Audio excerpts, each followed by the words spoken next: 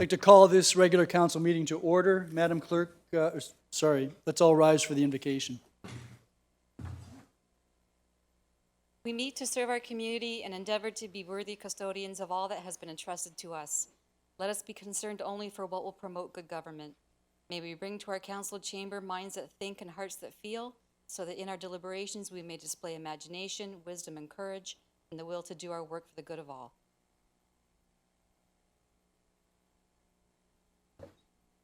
We begin this meeting by acknowledging that the land on which we gather is the traditional territory of the Haudenosaunee and the Anishinaabe people. Madam Clerk, the roll call, please. All members of council, with the exception of Councillor Zanko, are present, Your Worship. Thank you. There is one addendum this evening, and that relates to the award of proposal for architectural services for the design of Fire Station 4, and that has been circulated to members of council. Just some very brief announcements. Number one, this is federal election day, so anybody here or anybody who watching who hasn't voted yet, you've got until 9:30, so please take advantage of the opportunity. Many people sacrificed life and limb in order to allow us to be able to vote. We should take advantage of that and honor them. Second, the town of Fort Erie Fire Department lost one of its firefighters this past week, Art Drover.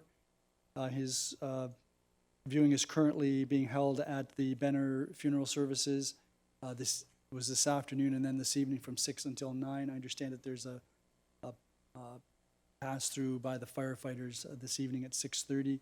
That's why Councillor Zanko is not here. His funeral service is tomorrow at the Leisureplex at 11 a.m. And finally, Remembrance Day is coming. We have a proclamation on our agenda this evening with respect to that. And the Poppy campaign this year begins on Friday, October the 25th. So if you have the opportunity, please support our veterans. Are there any disclosures of pecuniary interest? Councillor McDermott.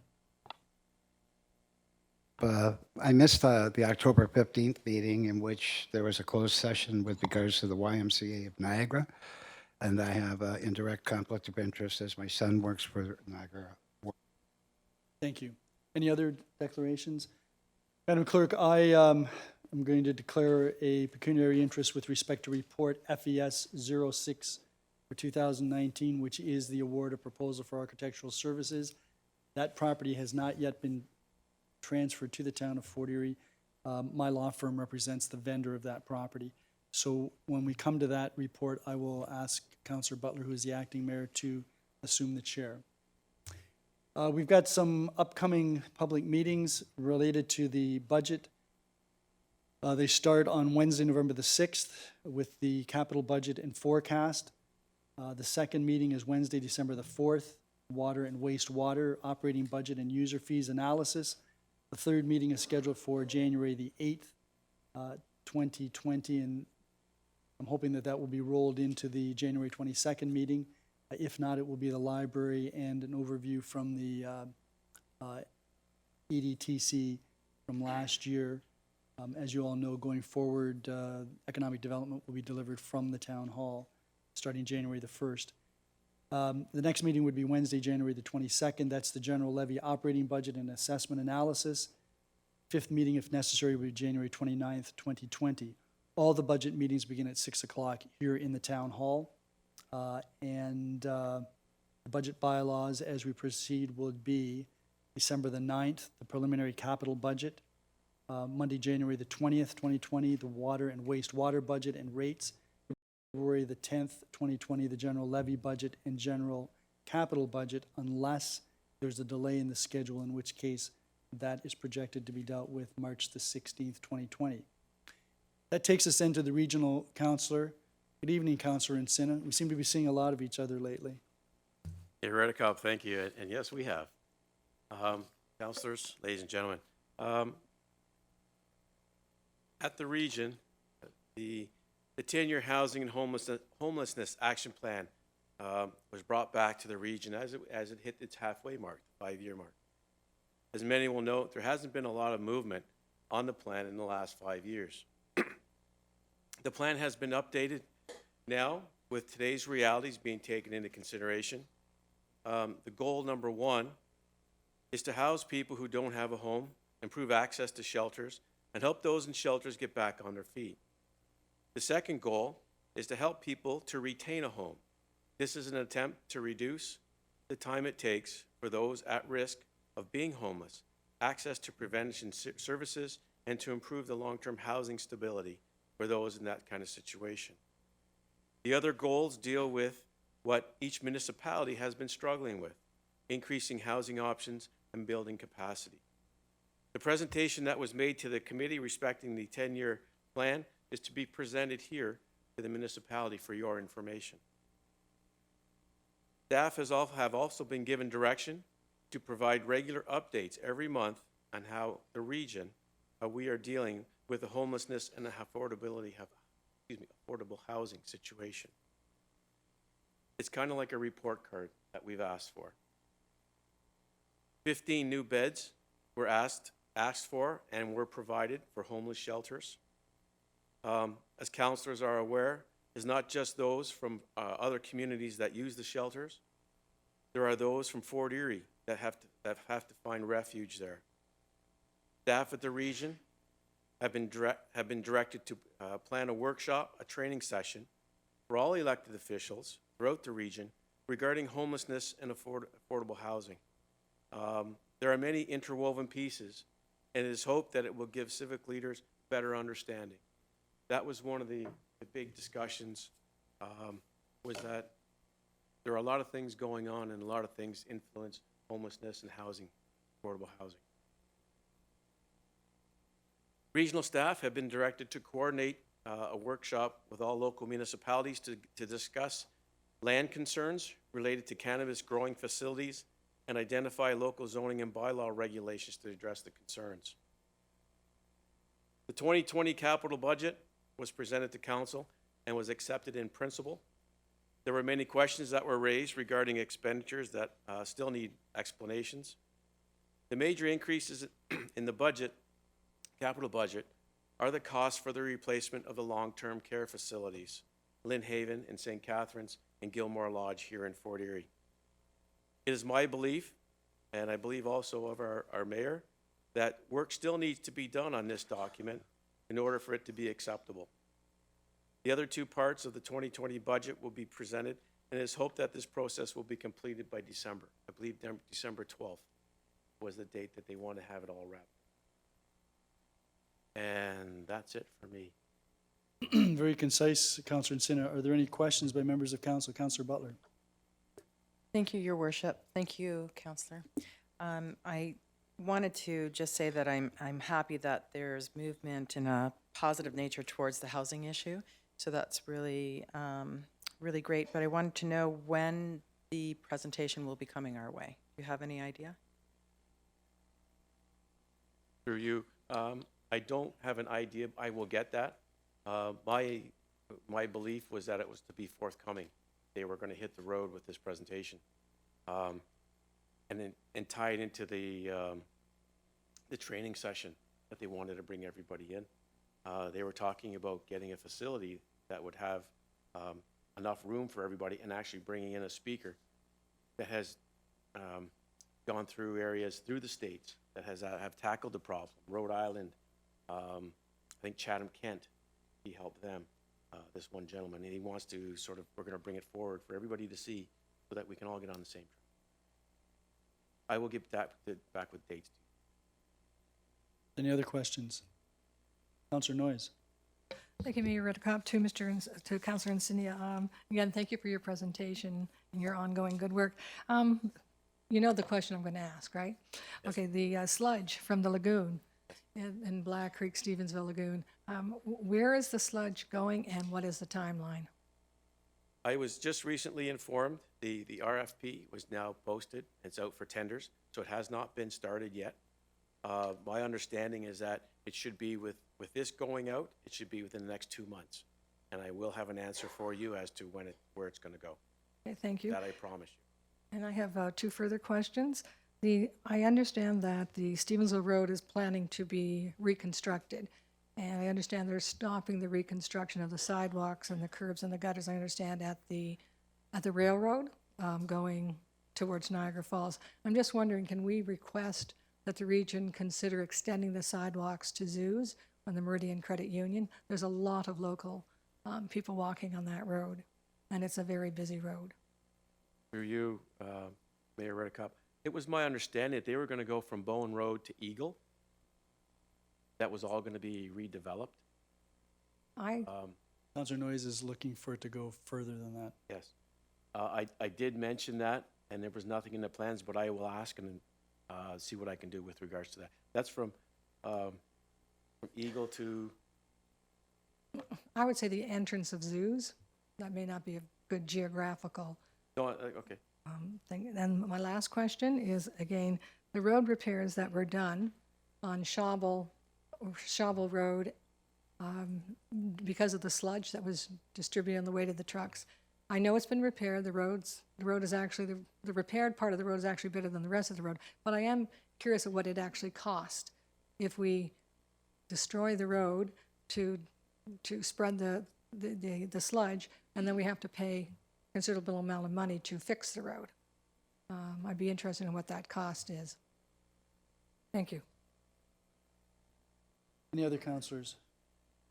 Councillor Insinna, you perhaps intentionally forgot to mention the long, lengthy debate that we had the other night over what's commonly known as waste management. Yes, I did. So just the highlight is that council did deliberate and did vote to go with an every other week collection of waste, continuous weekly collection of organics and recycling when the new contract begins in November of 2020, with the hope of, number one, capping some costs, number two, extending the life of the waste facilities, and number three, increasing the rate of diversion from the current 57% to the target of 65, but also possibly increasing the target. So fully a half of the waste that goes to the landfill right now is organics, all of which could be recycled. So hopefully that will get a successful approach from our residents. Port Erie has been at the leading edge of recycling since the 90s, but there are some municipalities that haven't done quite as well. So hopefully that will assist. Did you have anything you wanted to add to that, Councillor Insinna? No, I believe you brought up the communication strategy with the fact that when they're going to go do this, when it's going to be implemented, that they actually come out with a strong communication strategy so people understand what's next. Right, why we're doing it and what they can expect. Yes. Okay, that then, thank you very much, Councillor Insinna. That takes us then to presentations and delegations. And the first delegation is Janet Hardy, the Executive Director, Christian French Child Advocacy Center, Niagara. Good evening. Mr. Mayor.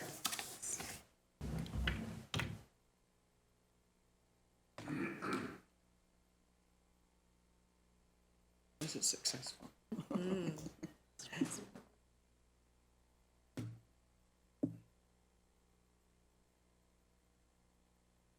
That's the wrong one. Oh, yeah. It's not the right one.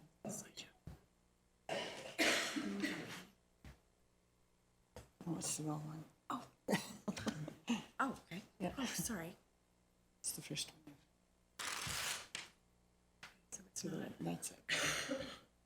Try. I think.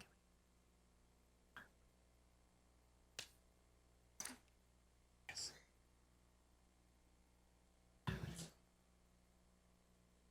There we go. So press down. Thank you. Up and down. Up and down. This one. Thank you, Mr. Mayor and Council, for giving me some time to bring you up to date on the work of the Kristen French Child Advocacy Center Niagara in the Niagara region. I have with me Chelsea Mercer, who is a resident of Fort Erie and on our board, and she's here to give me support.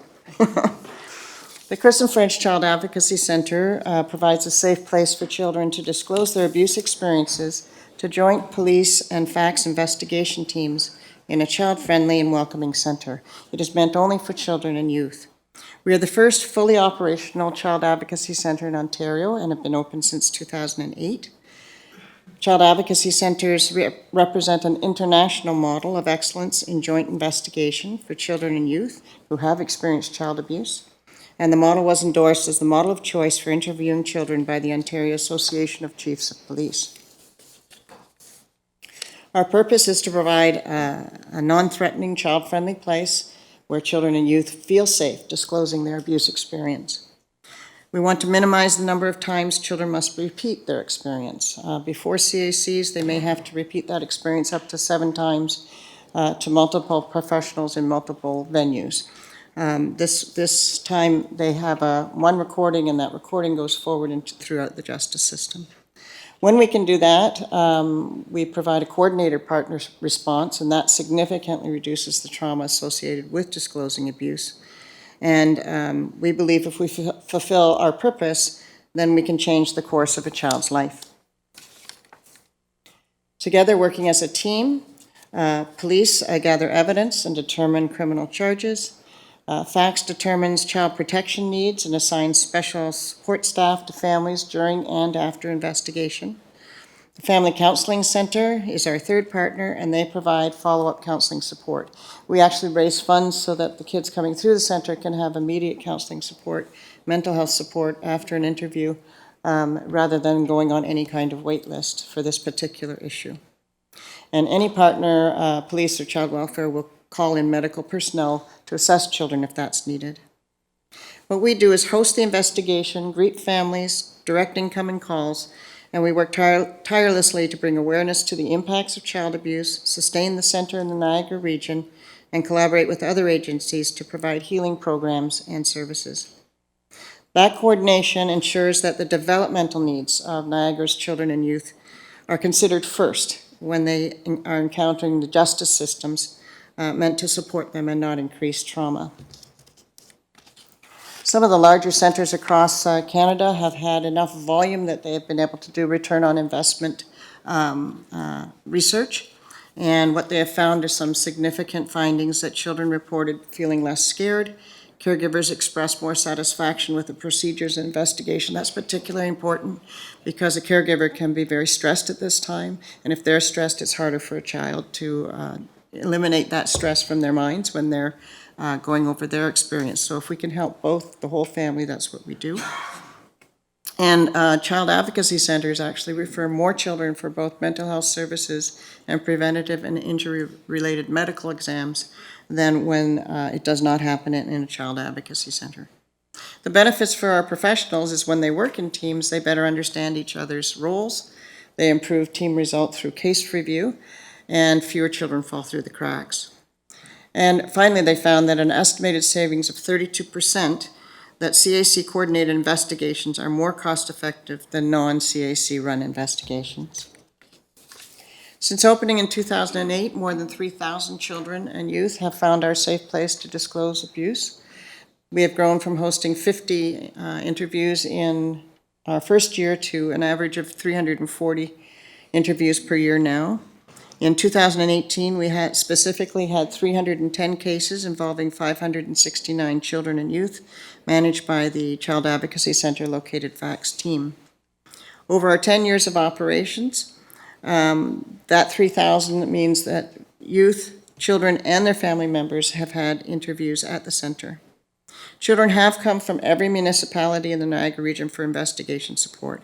So in other words, there is not a municipality whose children and youth do not experience child abuse and its impacts. Why is that important? Besides meeting the obvious needs of children and youth who are experiencing abuse, we know that underreporting or untreated child abuse can affect a person for a lifetime. We know that a child who suffers abuse is 30% less likely to graduate from high school.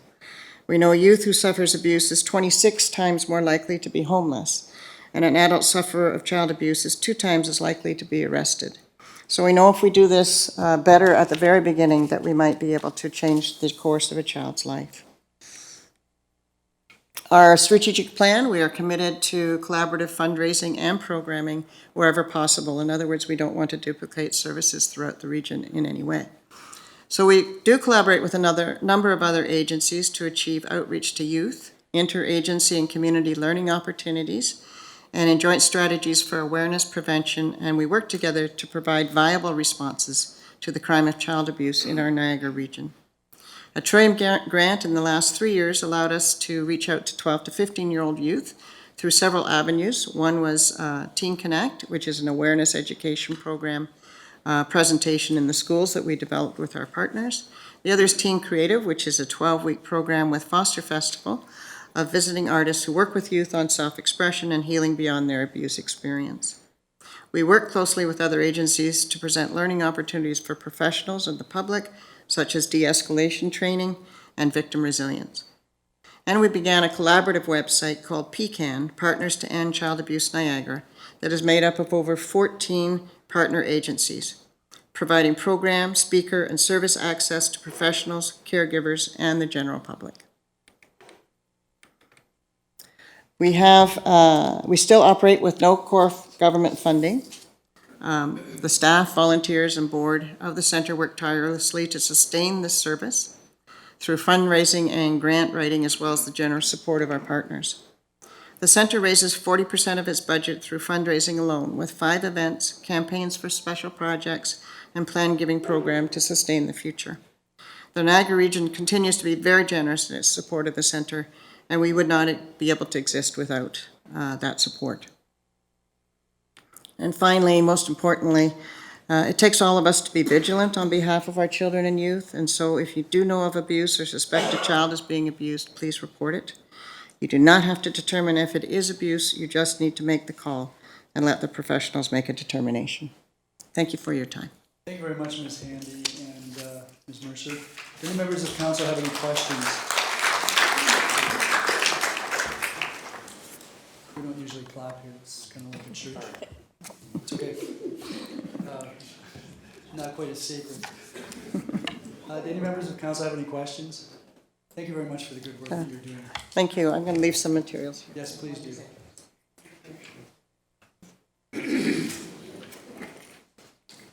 That takes us to our next delegation, which is Catherine Mindorf-Faca, and this is with respect to a new initiative, Strong for Erie Neighborhoods.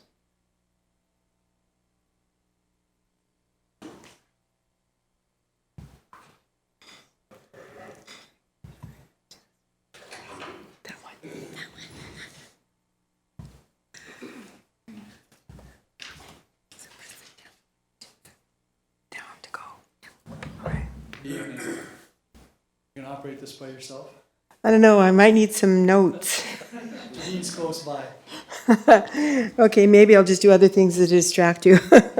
But good evening, Mayor Redekop and councillors. Thank you, and staff. Today we're talking about the Strong for Erie Neighborhoods. As you said, it's an emerging program, an emerging effort coming out through the Fort Erie. So tonight we're going to talk to you about providing you with some information about opportunities to strengthen the Fort Erie North and South neighborhoods. And just so I'll tell you what those neighborhoods are. Fort Erie North and South neighborhoods include the area between Niagara River at Thompson Road and the Queenie to the south, and Concession Road and the Queenie to the west, and the Niagara River to the east. So the 2 neighborhoods there. And what we're looking at doing, our goal is to address neighborhood-specific emerging barriers that are occurring with a focus on opportunities to intervene so that people can thrive and reach their full potential in those specific neighborhoods. Since January 2019, we have met with residents living in and agencies also serving these neighborhoods. And the following 4 focus themes have emerged. If you're thinking negatively, you might say concerns, but we're calling them themes. So the first one that we looked at, the community talked about in those neighborhoods, was the early development of children. There's an index called the EDI. It's an early development instrument. It has 4 parts to it, but what it really says is how well prepared are 6-year-olds when they go into grade 1, how well prepared they are to learn when they arrive in grade 1. And our indices that we have, which is reliable, is of concern for us. The second one is age-friendly communities. How inclusive are our communities? How receptive are our communities for people from early childhood to people who are aging to live in their communities? How facilitative are our communities? So we need more we have information about that as well.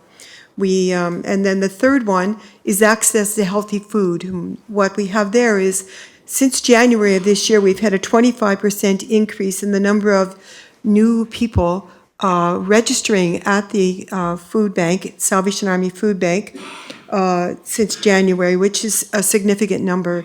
And so we've begun a working group of people to look at that information called Feeding Fort Erie. And the fourth one is investment in people in neighborhoods by businesses and planners and policymakers, which is somewhat what you also discussed in our corporate strategic plan as we're moving forward, but really to put an emphasis on economic opportunities for people who live in those neighborhoods and for people who make policies that influence those neighborhoods from a business point of view. If we could add more information to that, more local information to that, we can go into detail about that. So what we did in our efforts to proceed, as opposed to just talk about it, is that we looked into one of the best practices or approaches to investing in strengthening neighborhoods. So the Toronto Strong Neighborhood Strategy started in 2005, and it's producing a validated report this November. And you remember there were 13 neighborhoods in Toronto that were in distress. Regent Park, James Finch Quarter, they might be familiar too, Flemington Park. Maybe I just remember them. But anyway, they were having many challenges, and now they have evidence that individuals, families, and those neighborhoods are thriving because of this intervention. So it's a 5-point intervention, and it's like a recipe. And we're on the first 2 steps of it. We're moving forward until the group decides this isn't the way we want to go. So the whole strategy is emerging, it's new, and it's iterative. In other words, we can go back and change it if we want to, if the community wants to. We need to be constantly listening. So what the neighborhood strategy focus on first is focusing on gathering information, reliable evidence, and expert opinion about the physical surroundings. That's not our roads and sewers so much as we have our trails, we have our parks, we have trees, we have sidewalks. What's the condition? What is it we have there that is an asset, and what could we improve on to strengthen the neighborhood? Same with economic opportunities, as I just spoke about. Healthy Lives is primarily access to primary care and also to all that Bridges supplies or provides for us in our community, such as staying healthy while you have chronic illness and staying and regaining your health in different programs that Bridges provides. The next one is social development, which is really about education, literacy, access to social and cultural events, spaces to gather, that kind of thing, where you can actually feel that you belong to the community. And the last one is participation in civic decision-making. So what goes on in the neighborhood, do people who live there actually have a say other than and I'm not saying we do that, but other than putting on a website, we're having a meeting about the park and such a street, but actually enabling people and ensuring that people get to the meeting whichever way you can. So that's the first part, gathering information that's reliable. The second part is engaging people in 7 sectors. In the Toronto strategy, they engage 5 people, but because we are so strong with our volunteer organizations, we opted to include them, and also funders and philanthropy. We have strong presence of the Niagara Community Foundation, NPI, United Way, Trillium, and I've probably forgotten one, but those funders are at the table.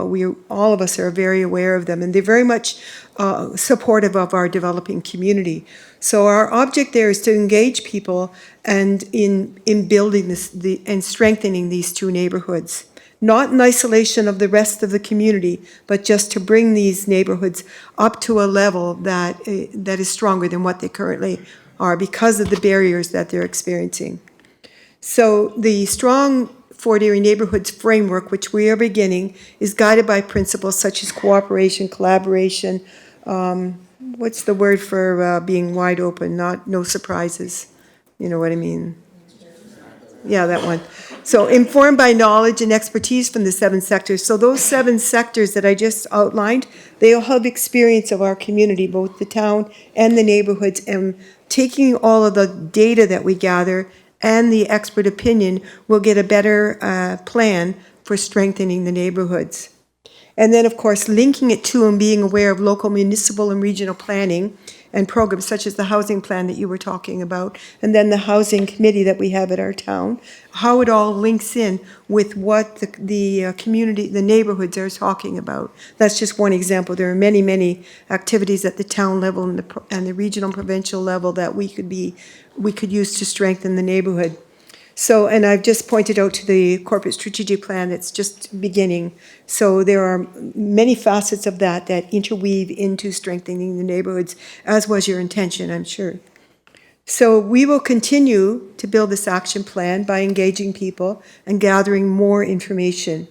But I want to assure you that the action plan will be driven by community members and those that serve them. So one of the first things we put in place is an evaluation plan so that we have an iterative response, constantly getting back feedback to say, are we going in the direction we want to go or have we drifted? And do we want to drift? So that's a key part of our plan.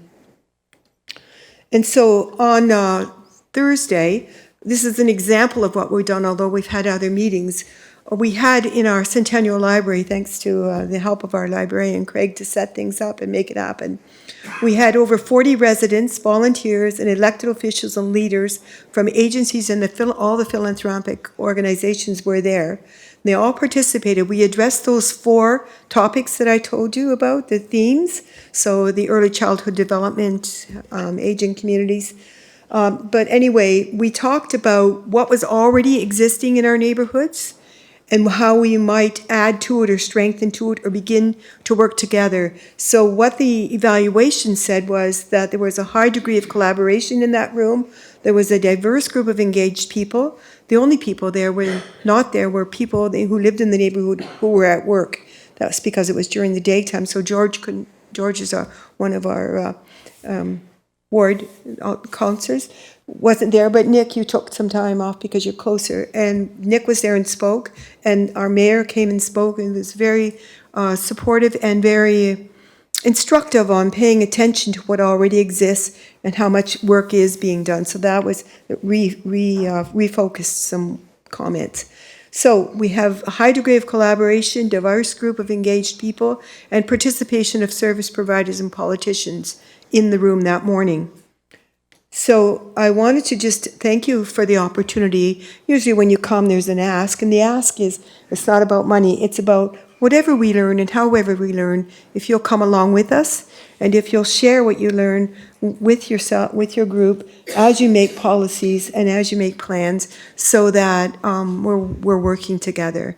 And we'll be back to report on it. And these are, I forgot to introduce 2 people here. Phil Savoyas from Community Outreach Meals, and Ann Waters from the Salvation Army, who manages or runs the food bank for us. So if you have any questions, I appreciate that. Thank you very much, Catherine, and I neglected to indicate that they were part of the delegation, but I understood that you would be doing the speaking. Yeah, I goofed.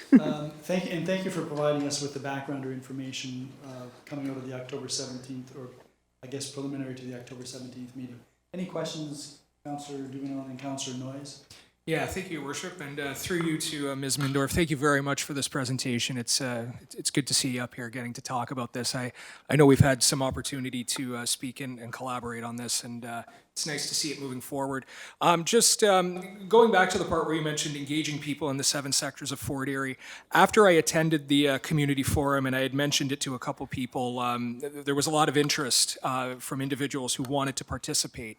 So if is there a way that they can reach out to contact you to, become a part of this process, whether they're a stakeholder or a resident or something? I'm just wondering if that's some information you could provide. Well, yes, there is.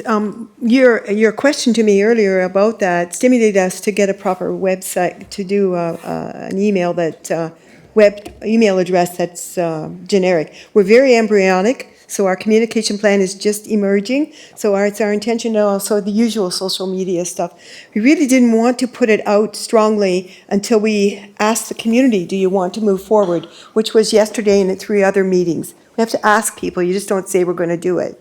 So so right now you can reach me at my email, which is on the back of your thing, and just refer people. So it's Catherine m@cogeco.ca. Short answer, long answer to a short question. Much appreciated. Thank you, Thank Your you. Worship. Councillor Noyes. Thank you, Mayor Redekop, to the presenter. Thank you, Catherine, for your dedication and your enthusiasm on this cause. I see that in this, and please correct me if I'm wrong, that right now it's geared towards Fort Erie North and South neighborhoods, which is wards 1 and 2. Is that area picked because, number one, it's manageable at this point, like the size is manageable to move forward on this? And that, is there a plan to, like this is a starting point and it will expand to include all of Fort Erie eventually? Yeah, that's why we call it Strong Fort Erie Neighborhoods. There's a number of rationale for why we're using this approach at the moment, which can change if the community wants it to. But at the risk of appointing the 2 neighborhoods as being somewhat distressed, there are people who live in the community because of the agencies that serve those communities. We see that there's been some changes in the last 18 months in those communities, that we've had major migration into the community because they've gotten a message that housing is cheap in Fort Erie, except there isn't any cheap housing. There's very little cheap housing. There are a number of other factors which are in the handout I gave you, which indicate that if we act now, we can take on opportunities for some of the distresses in those 2 neighborhoods to move forward as opportunities. So I think we don't want to paint it as a difficult neighborhoods, which is what George and Nick have told us, because it isn't. It's just that they need a little more help, but the learning can be applied to all 5 or 6 of our neighborhoods.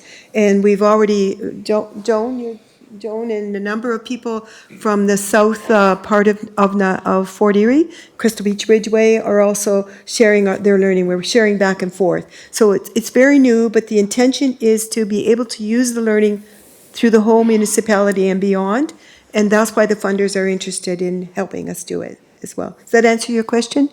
Very much so, thank you. Okay, thank you. Any other questions? Councillor McDermott. Yes, I'm very sorry I didn't make that meeting. Sometimes you can't plan your vacations ahead of time, right? George, the muffins were good. They were from the Whistle Stop. And that's my favorite part. But I'd like to say that, from the beginning, it's grown quite a bit. And I know that Nick and I are excited about helping you. And we know of the people in our areas that aren't as fortunate as many of us. And I think that we have to continue to remember that. Yeah. Whether it be in housing or finding jobs or how to use the food bank. A lot of people don't even know that. As a wise man once said, we need to look after our vulnerable people. Well, it's very true. No, it was you at the region. No, that was yours. Yeah, it was my dad too. I must have picked it up from your father. But I appreciate what you're all doing. Thank you. And Thank you. I'll certainly make some more of those meetings. And I so enjoy the meetings that we have at the library together. Thank you for your support, George. And Tom, thank you for your support. Any other councillors?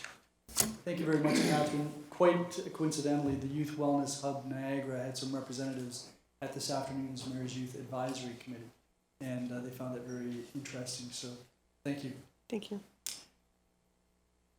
That takes us then to the next delegation, which is Don West, South Coast Community Services, formerly the Greater Fort Erie Community Hub. Good evening, Mr. West. Good evening, Your Worship, Council. Gee, it's exciting to hear good things happening in this town. Last February, we reported to Council the results of a community survey.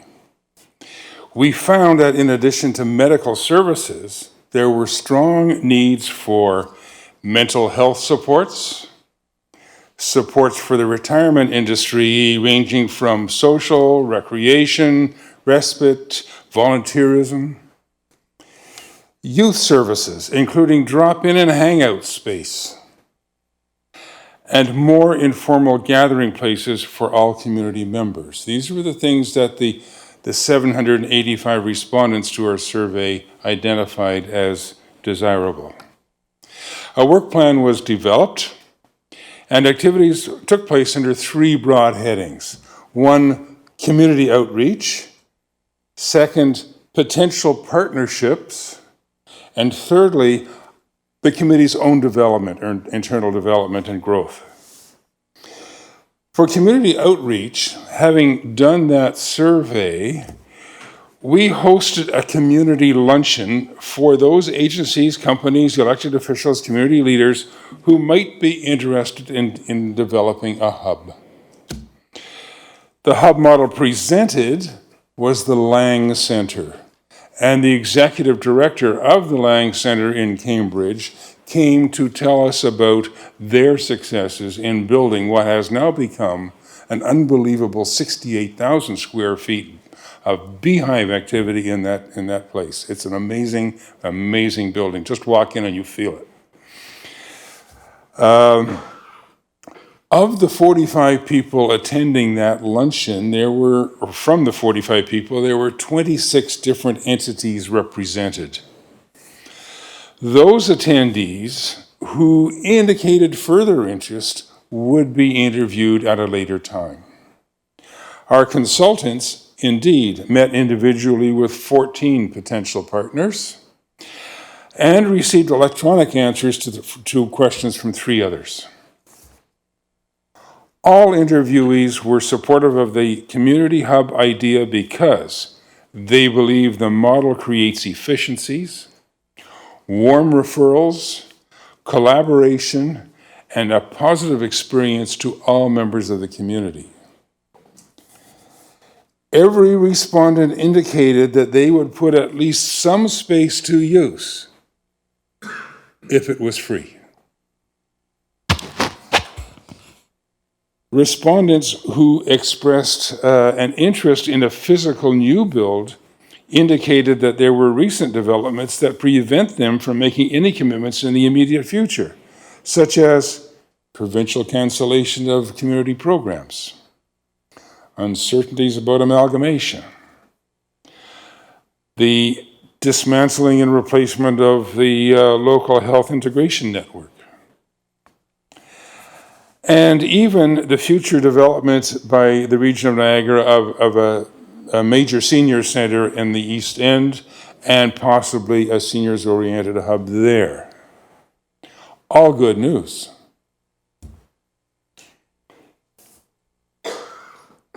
About half the respondents wondered if an increase in services could be achieved without a dedicated building. Others felt there must be unused spaces here in town that could be put to work if somebody would organize that.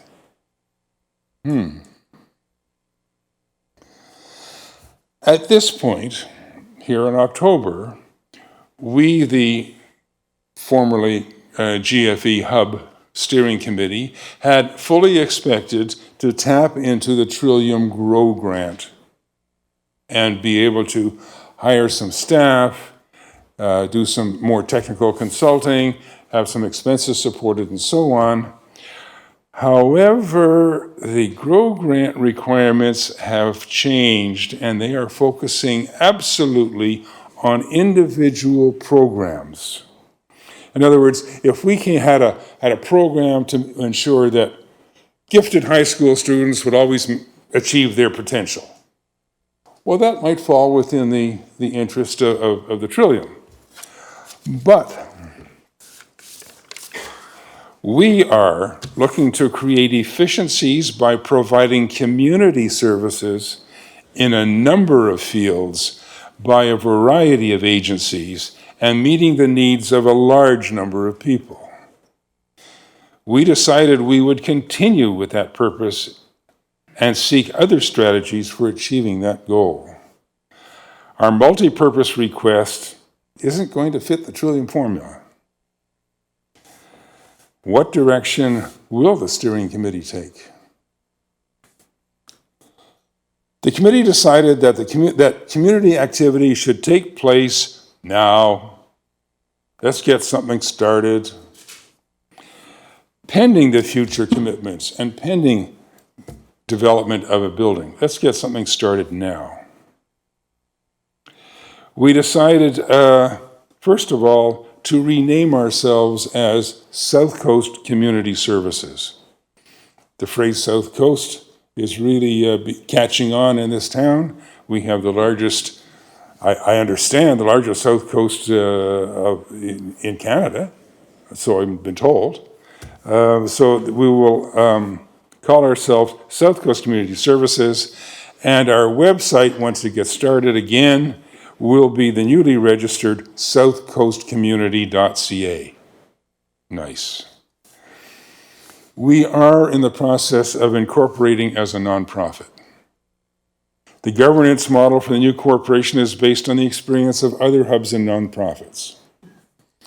Bylaws for the South Coast Community Services have been chosen, and we have identified corporate aims and objectives that will also be appropriate for charitable status when that comes along. And as of today, the CRA has informally approved what I've just talked about, so that the incorporation will be smooth. The money to pay for incorporation and to give us a little petty cash, we're not going to ask the council for anything small. We're going to have a fundraising dinner on Tuesday, the 23rd of November at the Beachhombers Hall. 120 people will be dinner and a movie.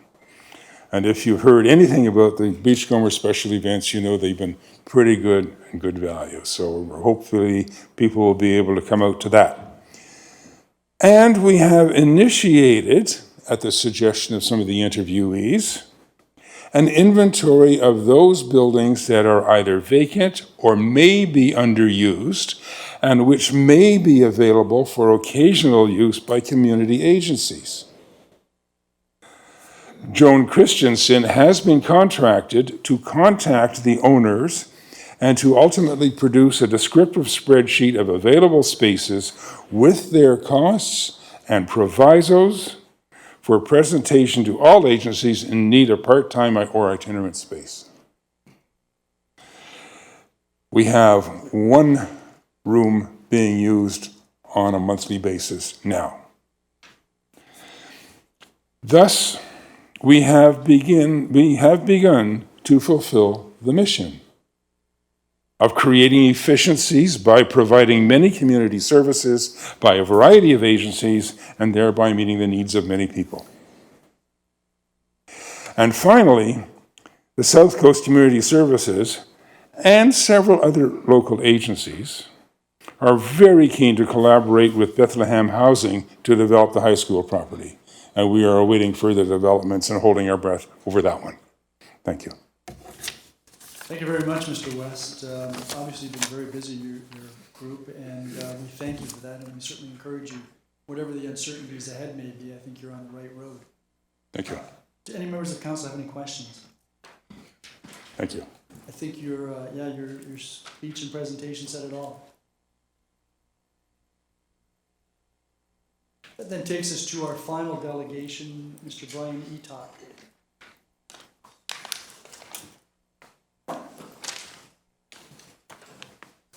Good evening, sir.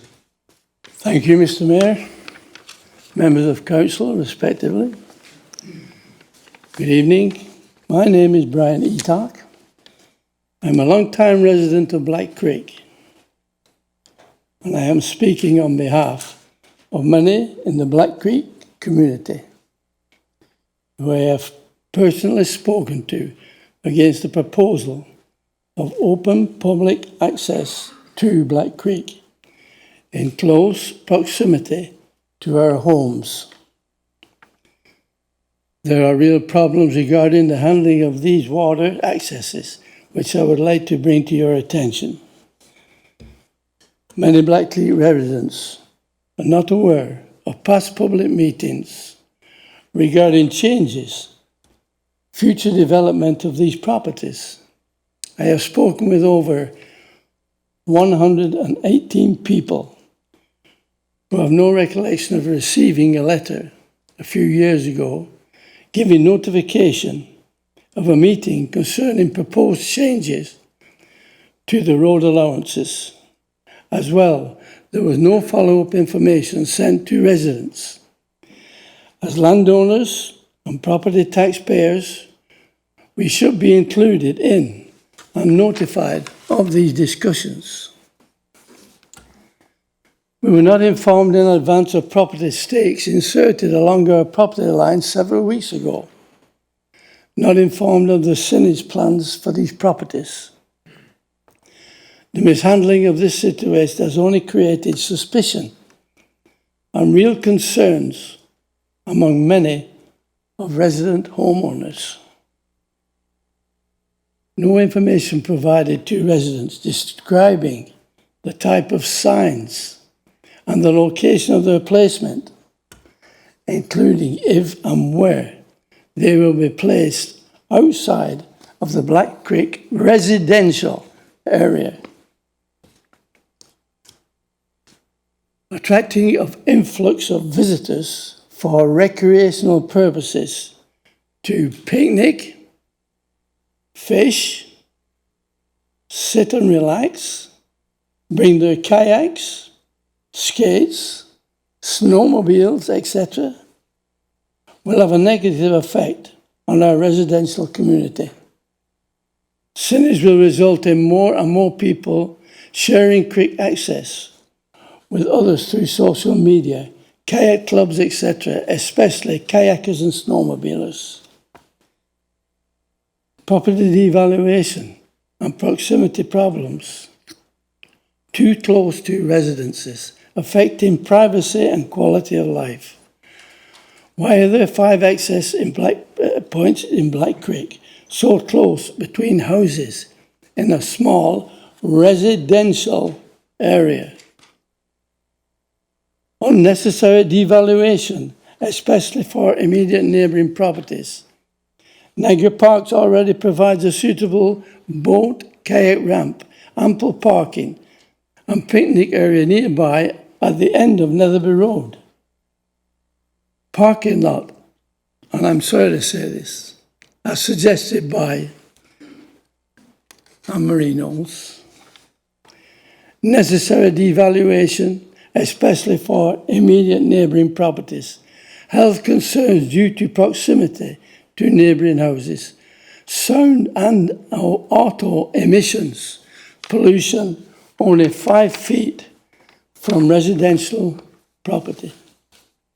Concerns that the quality of upkeep of land, lawn mowing, snow ploughing, etc., will match the current high quality of maintenance of landowners in Black Creek and may negatively affect the appearance of our well-kept homes.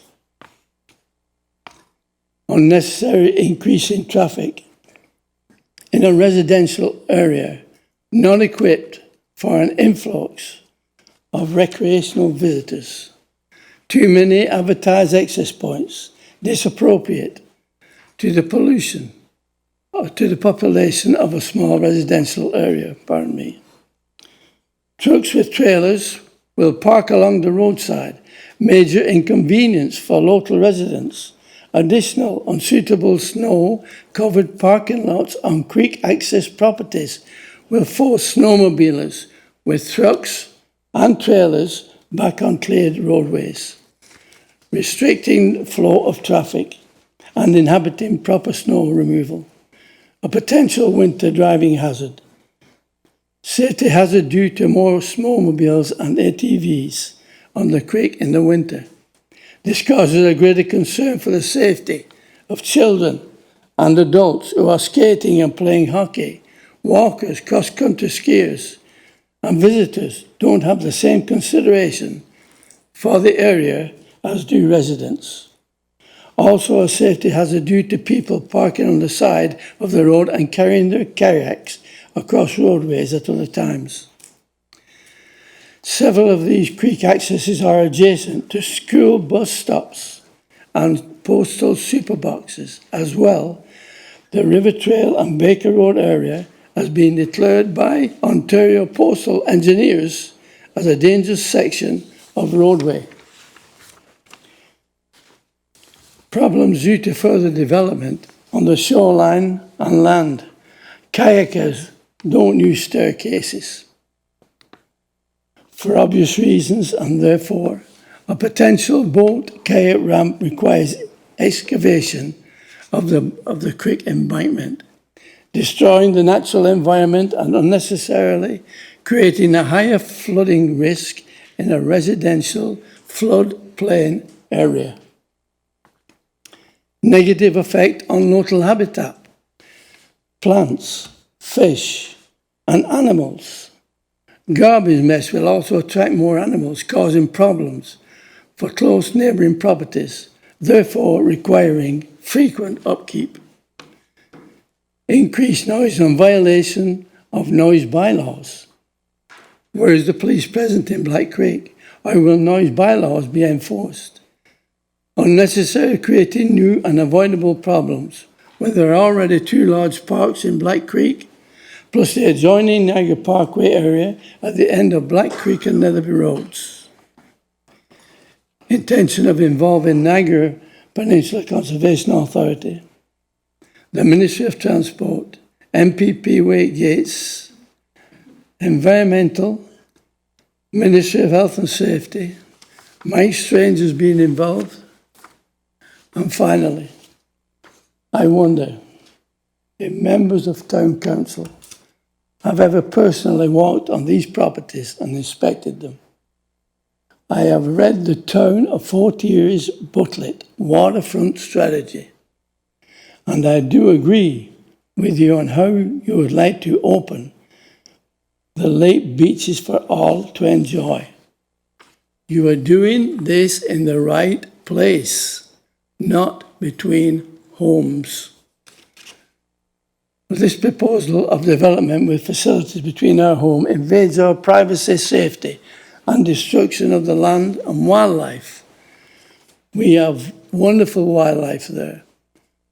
We have painted turtles. We have snapping turtles that come onto our property and they lay their eggs, they nest. We have other birds and animals that do the same thing. This is a proof positive that I have a petition signed by many residents who are against this plan, with the exception of 2 people. There are alternate spots in Black Creek, Stevensville area that have access to the creek without making this mess for all of us to live here. Thank you all for listening. Thank you very much, Mr. Thank you. Etok, and you've provided us with a copy of your presentation, which I will provide to the staff responsible for implementing our waterfront strategy with a view to having them respond to some of the issues that you've raised. Thank you very much, sir. Are there any members of council that have any questions of Mr. Etok? Councillor Noyes? Thank you, Mayor Redekop, to Mr. Etok. Thank you for your presentation and your concerns, and I know there's a number of residents here that are also concerned, and I just want to make sure that I capture, probably not all of them, but your concerns, and I've talked to a number of residents myself. I've heard in your presentation parking, privacy, maintenance, signage of these road allowances outside of the residential area, the natural heritage and environmental concerns, and also you want to get some background on how this was communicated and where this all started. Am I correct on that? Yeah. Am I missing anything? No, I don't think so. Thank you. Thank you very, I will bring some of these concerns up later. Thank you. thank you very much. Any other councillors? Thank you very much, Mr. Etok. We're going to be moving into the business of the agenda. If anyone wishes to leave, this would be an opportune time.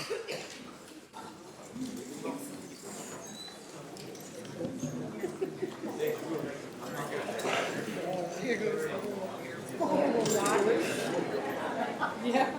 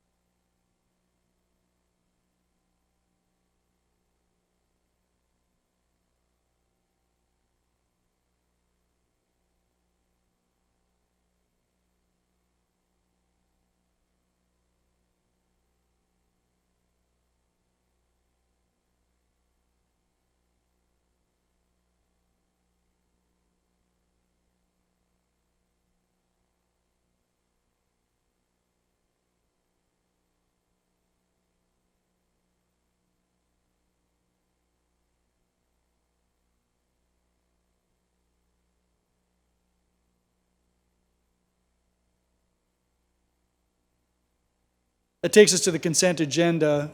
Councillor Lubberts, you have the are there any items that anyone wishes to remove from the consent agenda?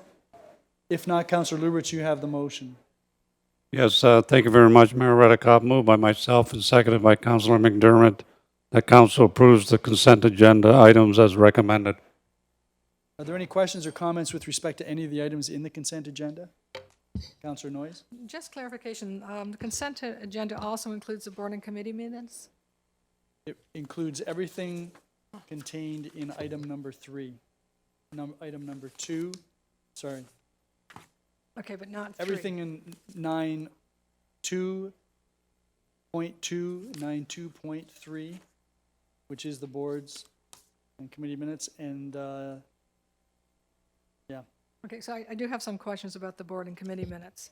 Well, this is your opportunity. Okay. One thing I wanted to point out in reviewing the Community Gaming Development Corporation minutes, and I had a chance to talk to Grace today, and I think it's wonderful that there's been an increase of $233,000 to the existing charities for capital improvements. I think a lot of them, have put these things on hold for a long time, and that's $233,000 above what their allocation was. When I read the report, I didn't know whether, when they say, okay, increase to $58,000 or increase to $60,000, I didn't know what the starting point was. So Grace was kind enough to say, okay, collectively, there's an increase of $233,000, and most of this is going to capital improvements of the facilities that are being used. So I think that's wonderful. The other comment I had is in the Accessibility Advisory Committee. There was a comment made about the railing being removed, and I do hope that we will look at this, because I noticed when the railing was removed that it was removed, and railing, particularly on a ramp, should be bilateral, and we've taken one railing away, which means that if you have a strong right arm, you're okay going down, but you're not too good going up. So you really do need a bilateral railing to help with the accessibility. And the only other one, it was I think it was the Ridgeway BIA in here. And my question is, I noticed that in reviewing that, there was a suggestion made about tying business licensing to volunteer work on the BIA. And I don't know if that's even doable. Clerk, would you know that? I doubt that it is doable, but has that been raised with the town staff yet? Through you, Your Worship, Councillor Noyes, could you just clarify exactly what? Yeah, in the minutes of the Ridgeway BIA, for the open discussion under item 10, the first bullet had to do with the suggestion that the town review a request for a stipulation to be included in the license issued to the business, requiring that business owner to commit a certain number of hours per month or year to assist the BIA mandate. So I guess the Your question, Worship, I don't believe that that's something that we can do through business licensing. I don't, but you'll definitively respond to that when it's raised with you. Hasn't been raised yet, has it? No, not that I'm aware of. Open discussion. And thank you, and I think, I believe it was an open discussion. I just want to make sure that we give them some information whether they can or can't do it, as opposed to putting a lot of time into looking into it. Thank you. That's all. So before we move off of that, Councillor Noyes, could you just articulate your comment about the railing? It's a railing, it was a single railing. It's been removed with the intention of replacing. If you come up or go down, you can use either side. Not anymore, unless you want to walk through the garden and underneath the trees. I know that it's in. I know that there was some discussion about putting it at the side, but it should be replaced in the middle, Mr. Okay. Yeah, just to clarify, the Councillor Noyes is correct. So we did have issues with that railing being rusted at the bottom, needed to be replaced. But what has happened is the railing has been moved now to the west side of the ramp. So it's only services someone with that would go up on the left-hand side of that, or left-hand side, right-hand side of that. So basically, we should have another railing, either replace it where it was, so it could be used on either side, or put one on the other side of the ramp. It's already been moved. Yeah, it should be replaced where it was. That would have been perfectly functional. And the common bilateral railing, the way it was a bilateral railing? Like if you can Yeah. reach both sides? Yeah, you could go up and But down. considering now that it's moved over to the garden and you can only use, obviously, one side. Yeah, Mr. Cookett, you've taken that under advisement. Yes, and we'll get that corrected. Any other questions or comments in the items in the consent agenda? If not, all those in favor? None opposed, that is carried.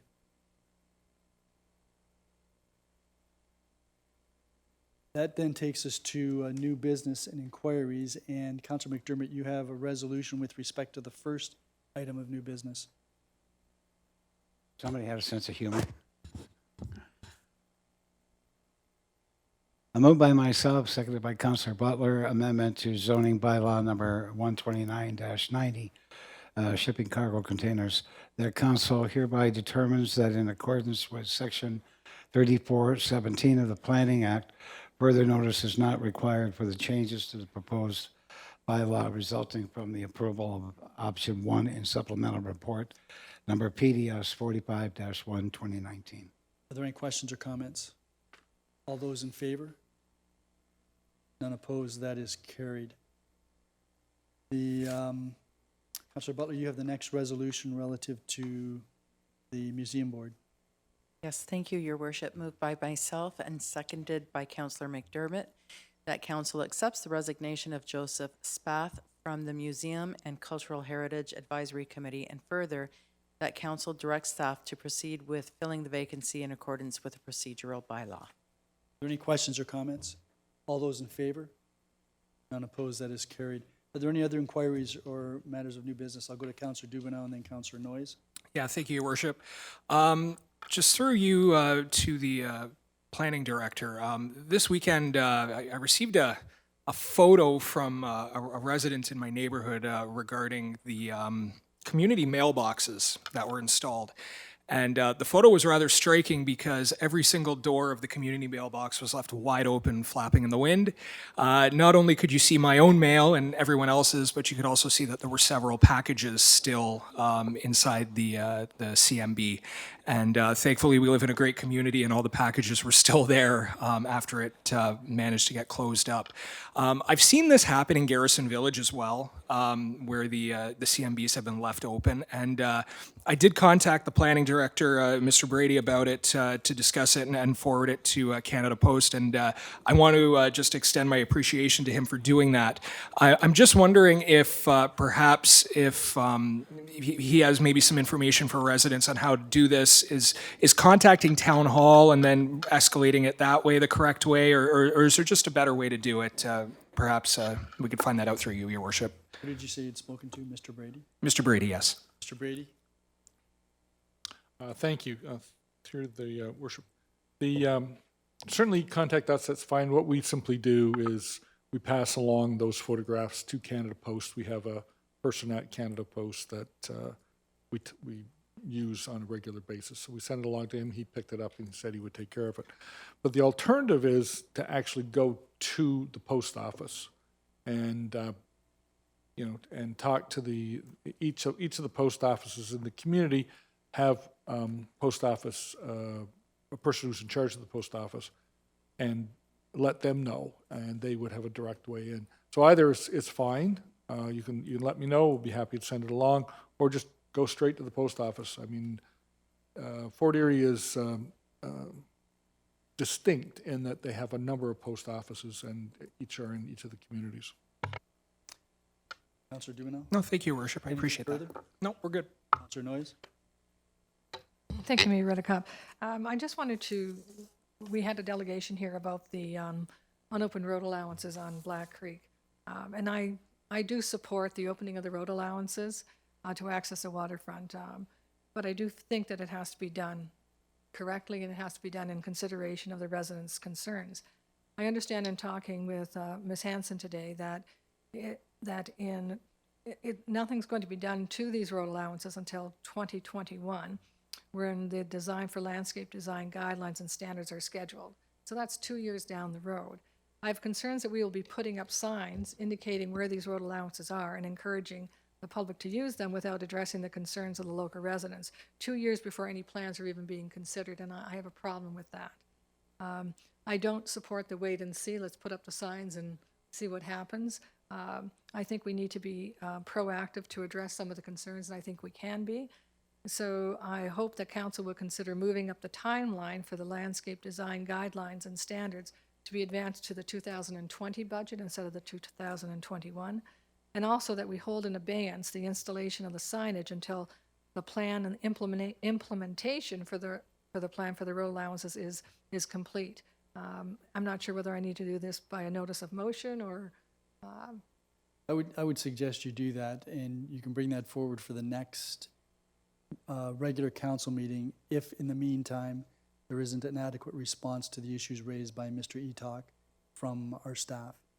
Okay, and I do understand, again, talking with Sydney, that the signs are in the process of being ordered. And I have no problem with the signs being ordered. I have a problem with the signs perhaps being erected before we get some answer to this. So that's that part. I also have other questions in regards to the communication. I understand from a number of residents, again, I wasn't here in 2016, 2017. I don't know where it was advertised, how it was advertised. But I'm sure my experience in the past is that it's usually done in the newspaper. But some have asked me specifically where was it advertised, when was it advertised. They referred to a letter. I don't think a letter was ever sent out. I don't think that has been our practice in the past. Maybe it has been, I don't know. But I would like some background, was a letter sent out? Is a letter normally sent out when we do the secondary plans? I'm trying to recall whether we did the Stevensville one, if we had a letter, I just read it in the paper. I don't really recall. And even on a go-forward basis, we now have, the times which was delivered to everybody's house unless they wanted it. When they didn't want it, it was delivered to their house. And I know that was a main method of communication, what was going on in the town. I know that a number of us do not have the Niagara Falls Review. So I'm wondering if we have to kind of look at how we can improve the communication to the residents in the areas that are being affected, whether it's done by an insert into one of the bills we're already sending. I'm sure I'm not the guru on all the possibilities, but I do think the problem with communication was something I heard loud and clear, that they didn't know. Again, I'd like some background on when this was advertised. And on a totally other train of thought is the Black Creek River Trail Road. I'm wondering when the last application of the resurfacing is going to happen. Before you get there, Mr. Brady, will you relay to Mr. Miller the question raised by Councillor Noyes with respect to the Black Creek secondary plan, Douglastown secondary plan, how that was advertised? Unless you know that. If I may, Yeah. there's this whole series of questions that are out here, some that Mr. Etok raised today. The secondary plan, when it came to the secondary plan in Douglastown, there was a great deal of public participation, and all of this information was put on boards, and many people were out to the meetings. However, what I suggest, if council would like to, rather than me respond to Mr. Etok, I would suggest that it might be reasonable for council to ask for a staff report that deals with the Black Creek issue plus the secondary plan issue, so that we can get all of that out on the table. Because one of the things that the councillor has been asking staff to do is to bring forth something forward in the operating budget. I think we need to explain that and the significance that would have as we move forward. So if council would like to ask for a report, we'd be happy to prepare one.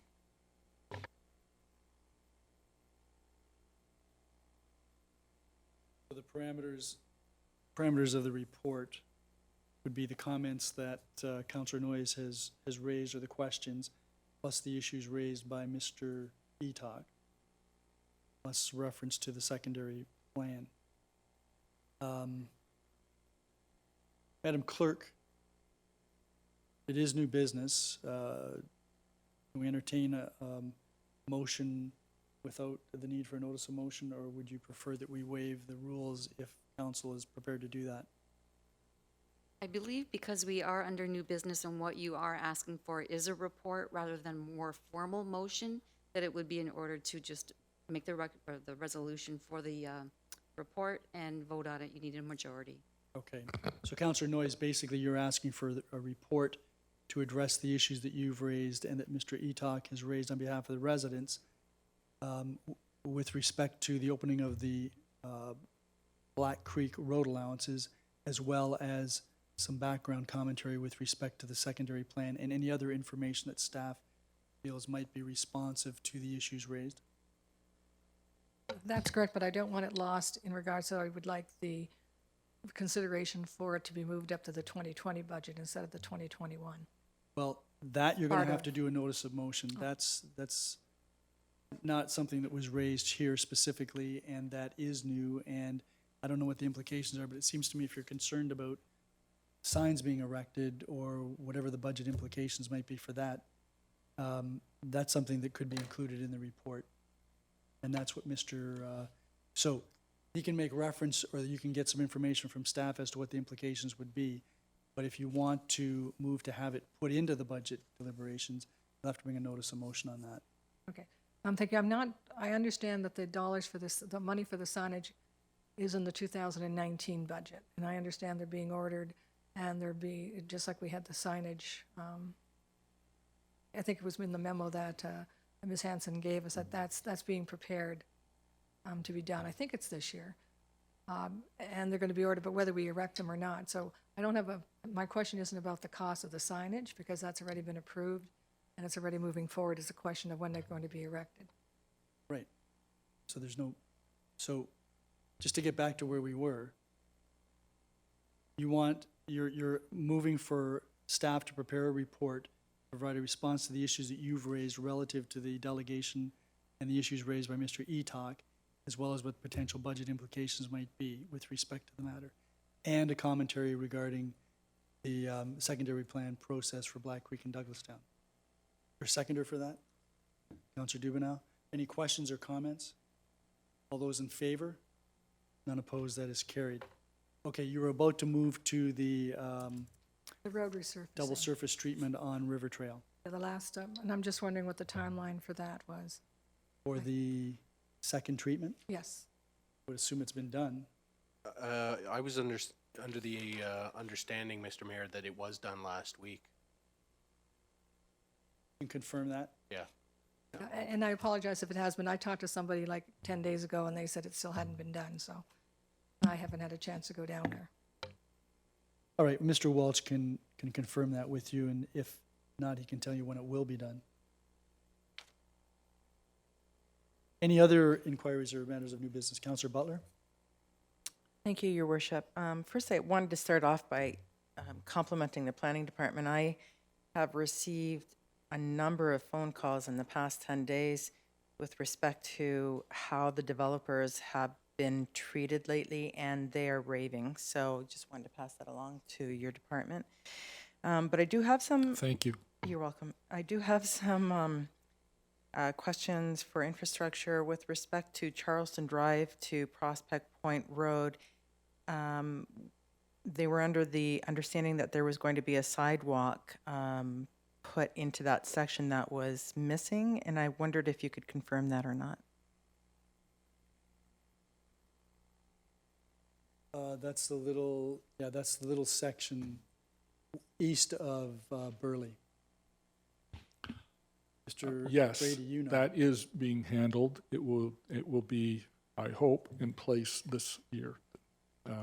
We have the money, it's being handled.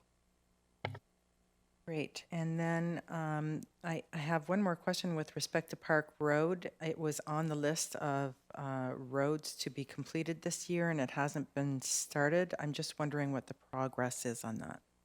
Mr. Walsh, would you know? Is that a resurfacing? I'll have to get back to council on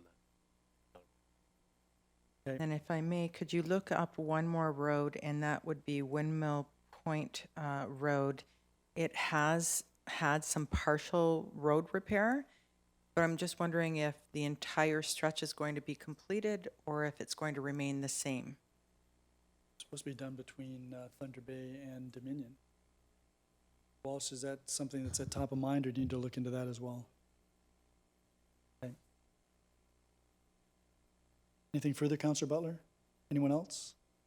Mr. Brady, when you're looking at sidewalk completions, the other side of Dominion Road down towards Prospect, where the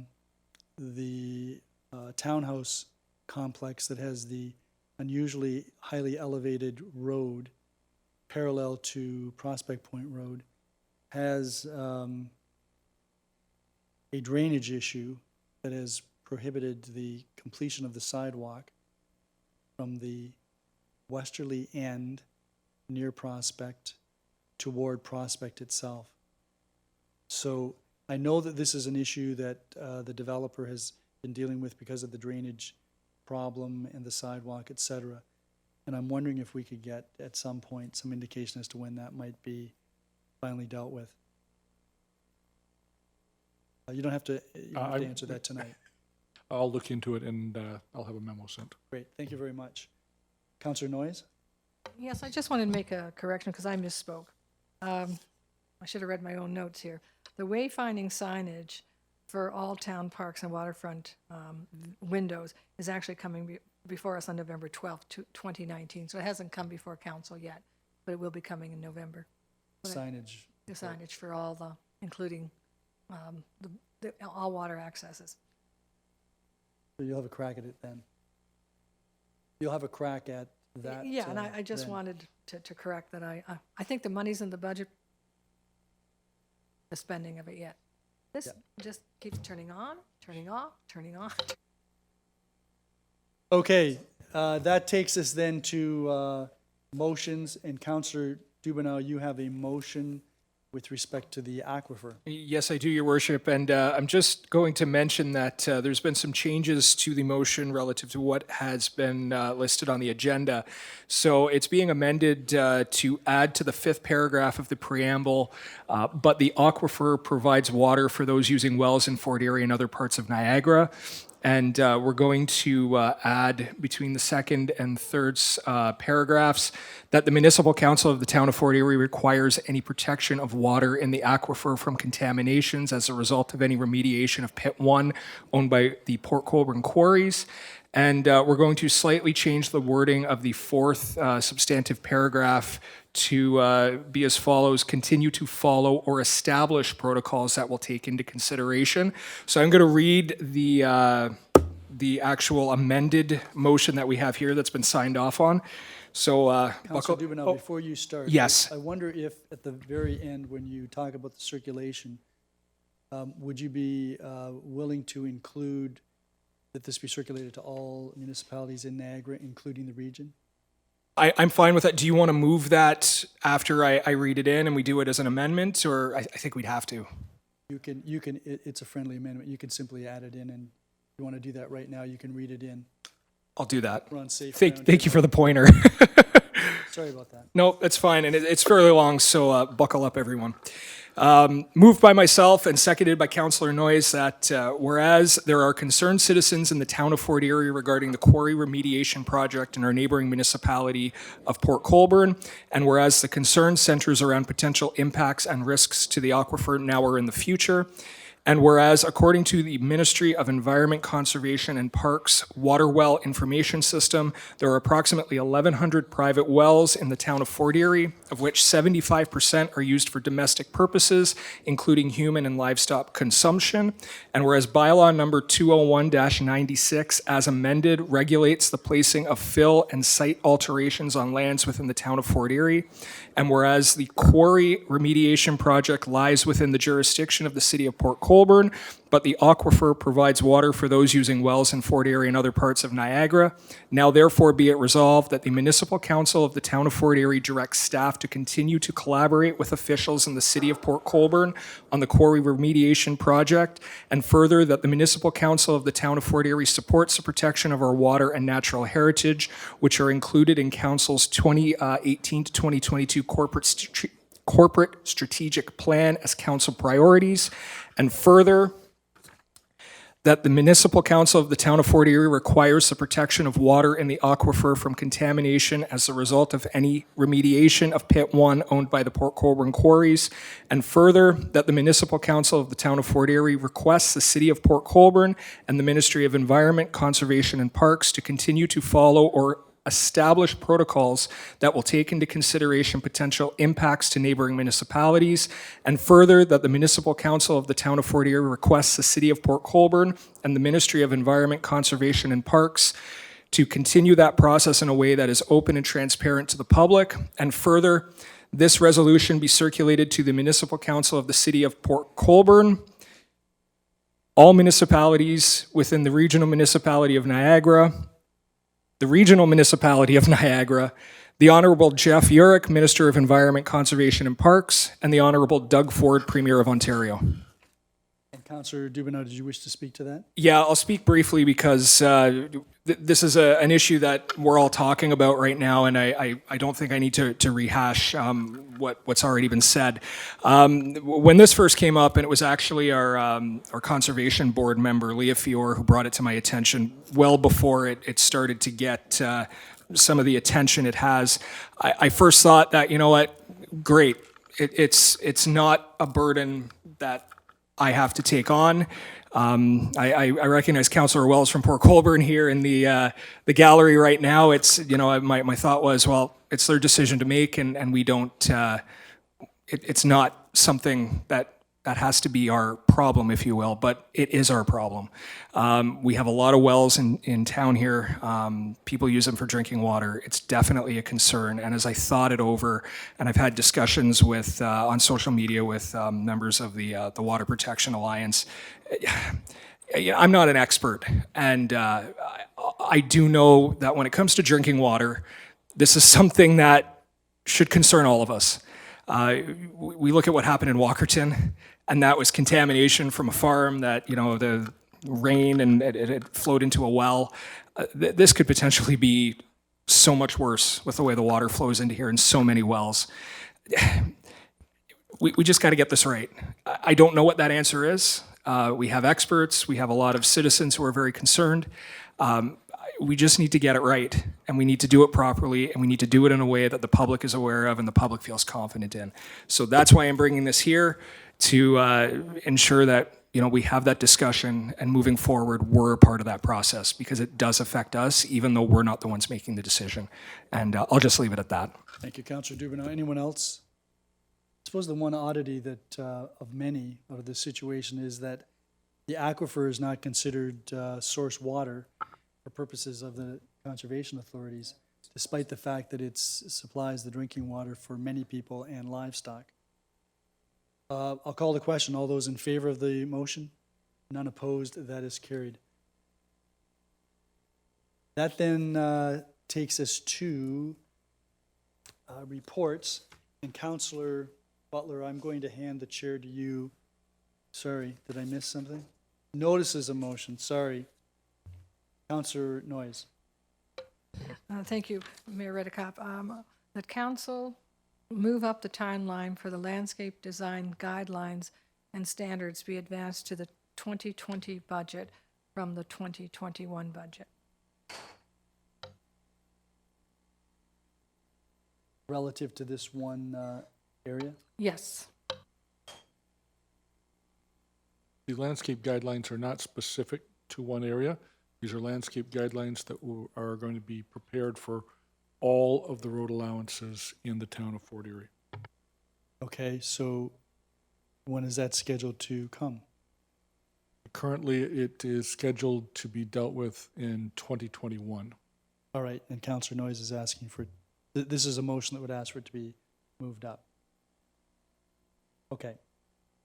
And that's returnable the regular council meeting in November, which is November the 18th, correct?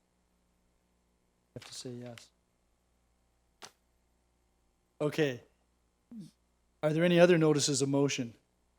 If not, Councillor Butler, may I hand the chair to you with respect to the report regarding the fire station, please?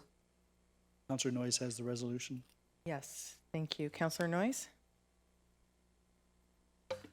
Yes, moved by myself and seconded by Councillor Dubanow that that FES 06-2019 awarded the proposal for architectural services for the design of Fire Station 4 project FS 19P FS TN 19. The council accepts and approves the proposal submission for architectural services for the design of Fire Station 4-FS 19P FS TN-19 from Ramondo and Associate Architect Incorporated, in brackets F.E. Emilio Ramondo, President of Niagara Falls, Ontario, in the amount of $151,085.24, including the 13% HST. Thank you, Councillor Noyes. That is on the floor. Do any members of council have any comments or questions? Seeing none, I'll call the question. All those in favor? That carries. I'll return the... Well, I got to say, that was pretty impressive.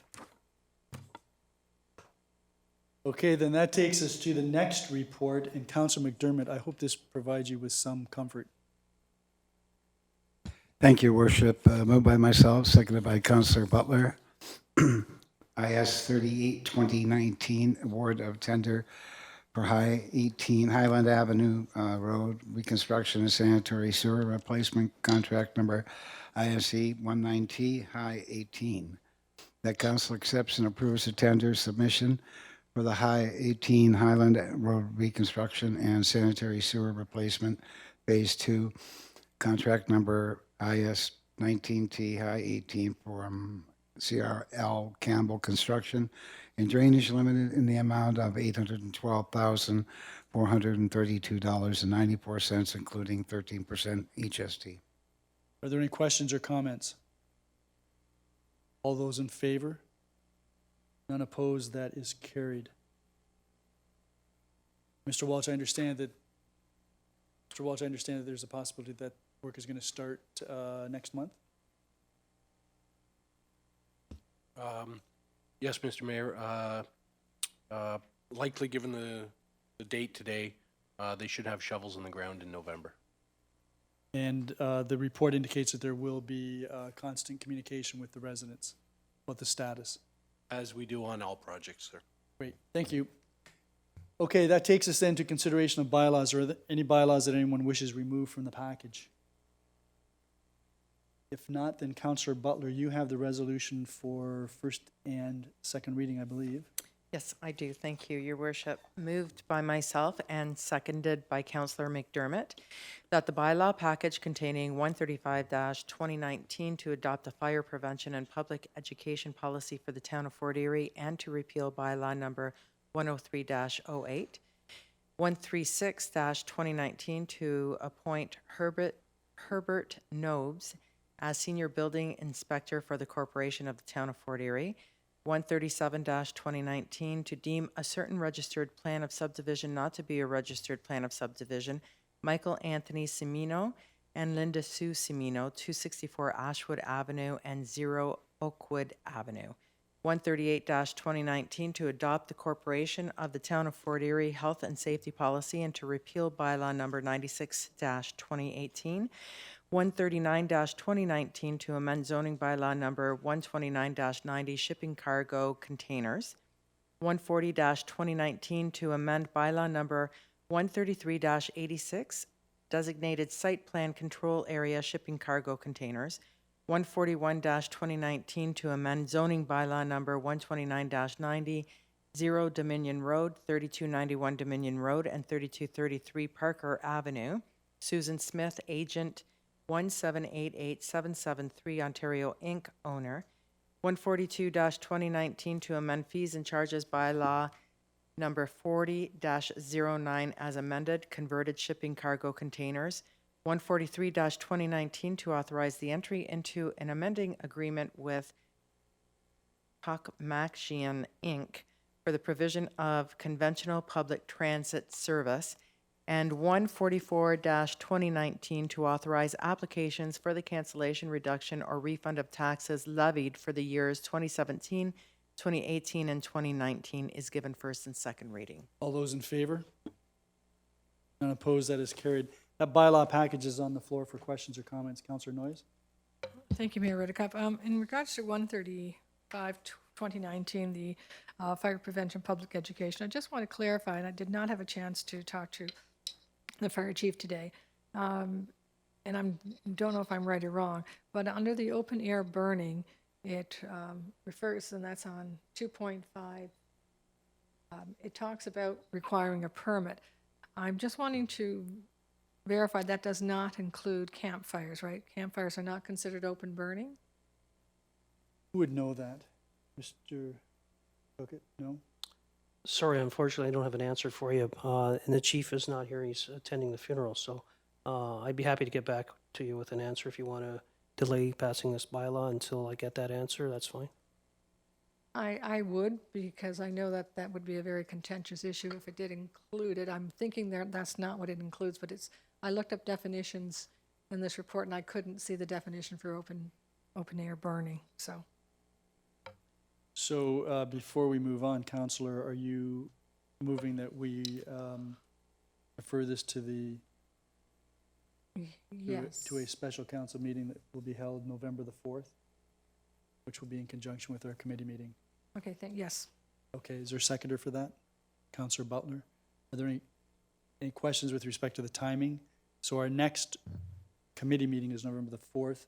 This can be dealt with at a special council meeting, which will be part of that meeting. Okay, all those in favor?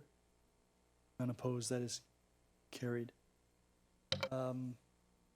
So then that takes us, are there any other questions or comments of the items in the package? Councillor Lubberts?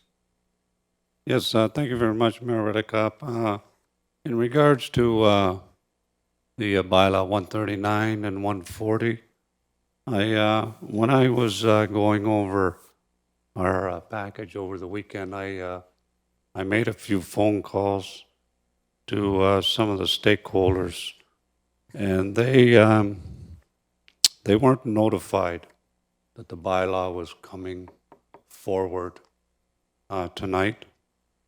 And earlier tonight, we approved that we wouldn't require further notice of anything regarding the sea containers.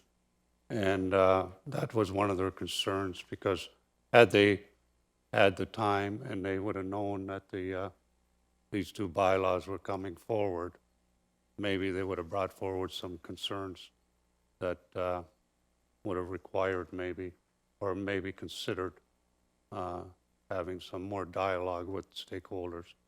I'm just wondering from staff, why is it that these people weren't notified? So Councillor Lubberts, I'll refer this to staff, but that's an issue that you should have raised when we dealt with the item under new business, which council just approved, indicating that there was no need for further notification. Madam Clerk, do you have any comments with respect to the question raised by Councillor Lubberts, or should that be referred to a different staff member? Your worship, I tend to agree with you that it has been dealt with this evening. To go back would be a reconsideration, and it would be suggested to do the exact opposite. I think the question has to do with, well, does the question have to do with why we wouldn't notify stakeholders that the bylaw was coming? I mean, I could have brought it up under new business when we were talking about, you know, not having the further consultation with the public, but in my interpretation that this bylaw was, all these things were going to go through anyway, and anything that I brought forward probably would have been defeated in a vote anyway. So my question, I just want to know, why is it that when it came to this here sea container policy, that the stakeholders were not notified? Mayor Redekop, they weren't notified the last meeting as well. Okay, so I'm going to rule your question out of order because it should have been raised when we dealt with the notice of motion. This isn't the first time that council has changed or modified recommendations in a report and then at a subsequent meeting authorized the bylaw to proceed without further notification. In any event, your question should have been raised at the new business stage. So, you're Well, out this of- is you're a, out this of is a order. bylaw now. I just want to know why the people weren't notified that the bylaw was coming forward. It's a I question don't that, think I have to bring it up earlier today. it's a question that you should have properly brought forward when we dealt with the new business item relative to the memorandum from Cura Dulce. That's my ruling, and I'm not going to hear further questions with respect to an issue we've already dealt with. If you have a Mayor Redekop, I'm not here asking that they be notified. I'm just asking, why are they not being notified? This is not something new. Okay, This is so a constant that- thing from our staff that the stakeholders So you're are not finished, being Councillor notified of Lubberts. meetings. You're finished. I've ruled the question out of order. I'm not prepared to enter into a debate. Do you have Well, I'll something challenge further? I'll challenge you. You have to have a the chair. seconder. Is there someone who would I'll like to second? challenge the Is chair. there someone who would like to Because second? this is a separate question. Councillor Lubberts, you've moved to challenge the chair. I get that. Is there anyone who would like to second the move to challenge the decision of the chair? Okay, so there's no seconder, so would you like to move on? Even if you don't like to move on. No, I you have wouldn't like to move on. Okay, but you have to move on. Well, I think that you're out of order, and I will check the rules of procedure. I can ask a question anytime I like, Mayor Redekop. I don't have to ask a question on specific areas. I didn't have to ask a So question earlier you're, this evening. you're further out of order, Councillor Lubberts. Let's just move on. I Councillor think Butler, you're you out of have- order, Mayor Redekop. Councillor Butler, you can think whatever you wish. Councillor Butler, you have, sorry, it's Councillor Noyes, you have the resolution for third and final reading, but you'll note that bylaw 135, 2019 has been deferred. Moved by myself and seconded by Councillor Dubanow that bylaw number 136, 2019, 137, 2019, 138, 2019, 139, 2019, 140, 2019, 141, 2019, 142, 2019, 143, 2019, 144, 2019 are given third and final reading to be signed by the mayor and the clerk under the corporate seal. Are there any questions or comments with respect to the bylaws in the package? Councillor Lubberts. Yes, thank you very much, Mayor Redekop. I'd like to get a recorded vote on this, thank you. The whole package? Yeah, Sure. I can't separate the other ones. You could, if you wish, you could ask for bylaws 139 and 140 to be dealt with separately. Well, then I will ask for that. You just ruled me out of order when I asked about those two bylaws. Well, okay. So you're moving that they be dealt with separately. Do we have to have a motion for that, or can they be dealt with separately at the request of a councillor? Beg your pardon? He may proceed with Yeah, asking for it to okay. be dealt with separately. So we're going to deal with bylaws 139 and 140 separately, and those will be the subject of a recorded vote. Is that correct, Councillor Lubberts? Yes. So all the others, so 136, 37, 38, 41, 42, 43, 44. If there are no other questions or comments, I'll call the question. All those in favor? None opposed, that is carried. So Madam Clerk, with respect to bylaws 139 and 140, can they be dealt with at the same time, Councillor Lubberts? That could be dealt with, yeah. Okay, recorded vote, please. No. Councillor McDermott, Yes. Councillor Butler, Yes? Councillor Zanko is absent, Councillor Dubanow, Yes. Councillor Noyes, Yes. Mayor Redekop. Yes, Your worship, the vote carries. thank you. That then takes us to, I guess, back to you, Councillor Butler, with respect to first and second reading of the confirmatory bylaw. Yes, thank you, Your Worship. Moved by myself, seconded by Councillor McDermott, that bylaw number 145-2019 to confirm the actions of council at its council and committee meeting held on October 7th, 2019, council and committee meeting held on October 15th, 2019, and council meeting held on October 21st, 2019 is given first and second reading. All those in favor? None opposed, that is carried. Councillor Lubberts, you have the next resolution. Yes, thank you very much, Mayor Redekop. Moved by myself and seconded by Councillor McDermott that bylaw number 145-2019 is given third and final reading to be signed by the mayor and the clerk under the corporate seal. Are there any questions or comments? All those in favor? None opposed, that is carried.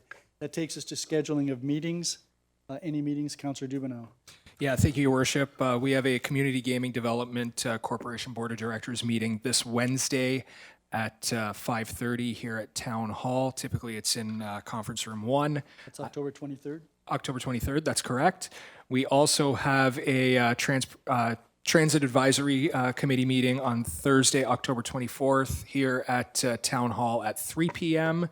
And jumping ahead, we also have a Corporate Services Subcommittee meeting, 4 o'clock on November 4th here at Town Hall. Any other meetings? Sorry, Councillor Noyes? Yes, we have an Accessibility Advisory Committee meeting on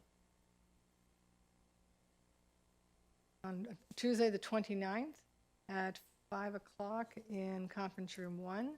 And we have a Traffic Coordinating Committee meeting on Wednesday, the 30th in Conference Room 3 at noon, 12 p.m. And we have a Planning and Development Services Business Subcommittee meeting on the Thursday, the 31st at 9 a.m. Any other meetings? Okay, then, Councillor Dubanow, you've been very quiet up until now, except for that motion. It's your turn.